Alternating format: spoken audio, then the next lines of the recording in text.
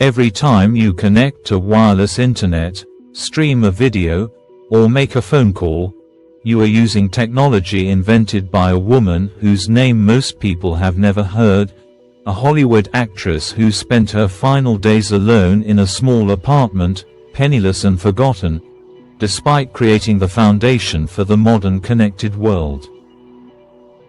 Her story reveals one of the most profound injustices in the history of innovation, where brilliance was dismissed because it came wrapped in beauty, and where a revolutionary invention was stolen, ignored, and finally recognized only after it was far too late. This is the extraordinary tale of Hedy Lamarr, the woman who invented frequency-hopping spread-spectrum technology, the essential building block of Wi-Fi, Bluetooth, and GPS, yet died without receiving a single dollar from her world-changing creation. Born Hedwig Eva Maria Kiesler in Vienna, Austria, in 1914, she grew up in a privileged household where her father, a successful banker, encouraged her insatiable curiosity about how things worked. While other children played with dolls, young Hedwig disassembled music boxes and clocks, studying their mechanisms with an intensity that foreshadowed her future genius. Her father would take her on long walks through Vienna, explaining the inner workings of streetcars and printing presses, nurturing a mind that would one day revolutionize global communications. By age 16, she had abandoned her studies to pursue acting, quickly becoming a sensation in European cinema with her stunning beauty and undeniable screen presence. Her role in the controversial film Ecstasy in 1933 made her internationally famous, but also typecast her in ways that would haunt her brilliant mind for decades.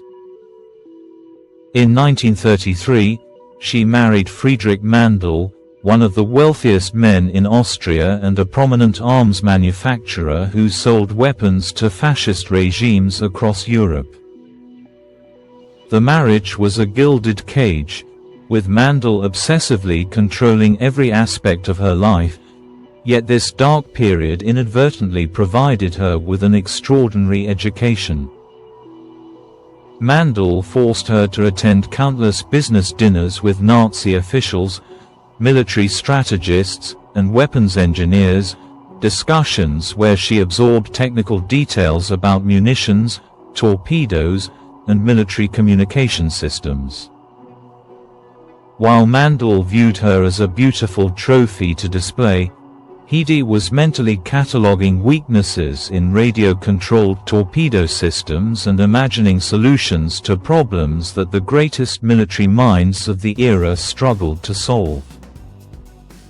She eventually escaped the marriage in 1937, disguising herself as a maid and fleeing to London, then to America, where she would reinvent herself as a Hollywood star while secretly pursuing her passion for invention. In Hollywood, she became Hedy Lamarr, a name chosen by MGM studio head Louis B. Mayer, and quickly rose to become one of the most glamorous actresses of the golden age of cinema. She starred opposite Clark Gable, Spencer Tracy, and James Stewart, becoming a box office sensation whose face appeared on magazine covers worldwide. Yet behind the glamorous facade, Lamarr spent her evenings at home with a drafting table, sketching inventions and working through complex technical problems. Her home in Beverly Hills contained a fully equipped laboratory where she experimented with everything from improved traffic lights to a fizzy drink tablet that she hoped Howard Hughes might manufacture. When World War II erupted, Lamarr became deeply troubled by news of Nazi U-boats sinking Allied ships in the Atlantic. She learned that radio-controlled torpedoes, which could theoretically be guided to their targets with precision, were easily jammed by enemies who simply transmitted noise on the control frequency, rendering the weapons useless. Her mind returned to those dinner conversations she had endured with her first husband, and she began working on a solution that would change the course of technological history. If you find yourself captivated by these hidden stories of forgotten geniuses whose brilliance shaped our modern world, consider subscribing to Hidden Minds and activating the notification bell to ensure you never miss another fascinating journey into the lives of extraordinary individuals whose contributions deserve to be remembered. Lamarr approached her neighbor, avant-garde composer George Antheil, knowing he had experimented with automated control systems for orchestrating multiple player pianos simultaneously. Together, they developed a revolutionary idea that nobody in the military-industrial complex had conceived. Instead of transmitting a torpedo control signal on a single radio frequency that could be jammed, why not make the signal hop rapidly between multiple frequencies in a pattern known only to the transmitter and receiver? The concept was ingenious in its simplicity yet revolutionary in its implications, drawing inspiration from the synchronized mechanisms of player pianos to create a frequency hopping system that would be virtually impossible to jam or intercept. They worked tirelessly through 1940 and 41, with Lamarr handling the radio engineering concepts and Antheil contributing his knowledge of synchronization mechanisms. On August 11, 1942, they received United States Patent Number 2,292,387 for their secret communication system. Lamarr donated the patent to the United States government, hoping it would help defeat the Nazis and save countless lives. The response from the United States Navy was devastating and revealing. They dismissed the invention entirely, with some reports suggesting that officials told her she could better serve the war effort by using her celebrity to sell war bonds rather than trying to contribute technically. The implicit message was clear.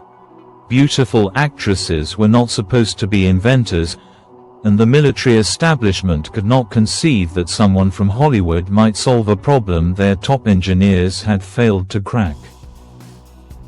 The patent sat unused in Navy files for nearly 2 decades, gathering dust while Lamarr returned to making films, her brilliant mind relegated to entertaining rather than innovating. The true tragedy deepened in the 1950s when military contractors began developing systems remarkably similar to Lamarr's frequency hopping concept. During the Cuban Missile Crisis in 1962, the Navy finally implemented frequency hopping technology on ships blockading Cuba, technology directly based on the principles Lamarr had invented 20 years earlier. She received no credit, no compensation, no acknowledgement whatsoever. Her patent had expired in 1959, meaning she would never receive royalties even as her invention became the foundation for billions of dollars in military and commercial technology.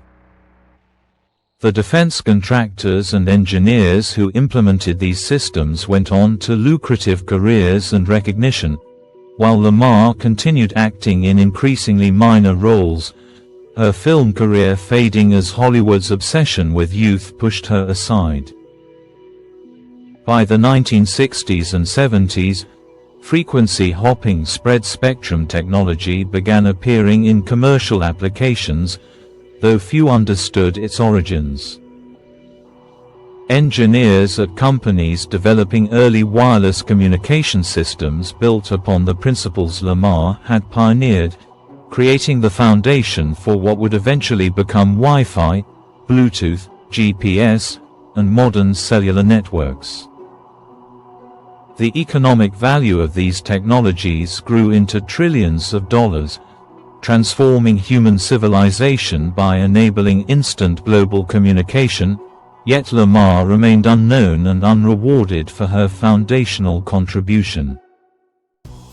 She became increasingly reclusive, undergoing numerous cosmetic procedures in a desperate attempt to maintain the beauty that had defined her public identity, haunted by an industry that valued her appearance but never her intellect. The isolation and financial struggles intensified through the 1980s and 90s. Lamarr, who had earned millions during her Hollywood peak, found herself in dire financial circumstances due to poor investments and the absence of any compensation for her invention. She lived in a small apartment in Florida, rarely venturing outside, communicating with the few people still in her life primarily by telephone. The irony was profound. The woman whose invention made modern wireless communication possible spent her final years largely cut off from the world, unknown to the millions who used technology she had created. Mental health struggles and the trauma of being dismissed and forgotten took their toll, leaving her bitter about the recognition that never came during the years when it might have mattered. Recognition finally began trickling in during the 1990s, but it came far too late. In 1997, Lamarr and Antheil received the Electronic Frontier Foundation Pioneer Award, acknowledging their contribution to spread-spectrum technology. She was 83 years old and refused to attend the ceremony, too embarrassed by her aged appearance and too hurt by decades of dismissal to celebrate publicly. In 1998, she became the first woman to receive the Invention Convention Bull B. Ignace Spirit of Achievement Award, a recognition that might have launched a lucrative second act had it come 30 years earlier. Technology magazines and documentaries began exploring her story, expressing shock that such a fundamental invention had gone unrecognized for so long. Hedy Lamarr died on January 19, 2000, in Castleberry, Florida, at age 85. Her son scattered her ashes in the Vienna woods, returning her to the homeland she had fled more than 6 decades earlier. The obituaries finally told her full story, revealing to a stunned public that one of Hollywood's most glamorous stars had also been a pioneering inventor whose work underpinned the wireless revolution. Technology companies and engineering organizations began issuing apologies and retrospective honors, acknowledging the profound injustice of her forgotten contribution. Today, experts estimate that technologies built on Lamarr's frequency-hopping innovation generate more than $3 trillion annually in economic value. Wi-Fi alone, which relies fundamentally on spread-spectrum principles she invented, has become so ubiquitous that modern life is virtually unimaginable without it. Every smartphone, every wireless router, every Bluetooth device, every GPS navigation system owes its existence in part to the patent Lamarr and Antheil filed in 1942. Yet she died having received essentially nothing from these applications, her name absent from the technology textbooks and engineering curricula that should have celebrated her as a founding figure of the wireless age. The reasons for this historic injustice are painfully clear. Sexism that could not conceive of a beautiful actress as a serious inventor, an entertainment industry that valued her only for her appearance, a military establishment that dismissed contributions from outside its traditional circles, and a patent system that failed to protect or compensate groundbreaking innovation. Lamarr's story reveals how brilliance can be rendered invisible by prejudice, and how transformative ideas can be stolen through systematic dismissal rather than outright theft. Her legacy challenges us to reconsider how many other brilliant minds have been ignored because they did not fit expected patterns, how much innovation has been lost because genius appeared in unexpected forms. The wireless world we inhabit today, where billions connect instantly across vast distances, exists because a Hollywood actress spent her evenings sketching technical diagrams instead of simply memorizing scripts. Her story demands that we look beyond surfaces, question whose contributions are celebrated and whose are erased, and ensure that recognition and compensation flow to those whose ideas change the world, regardless of whether they match our preconceptions about what genius should look like. Hedy Lamarr deserved better, and remembering her story is the first step toward ensuring that future innovators, regardless of background or appearance, receive the recognition and reward they have earned.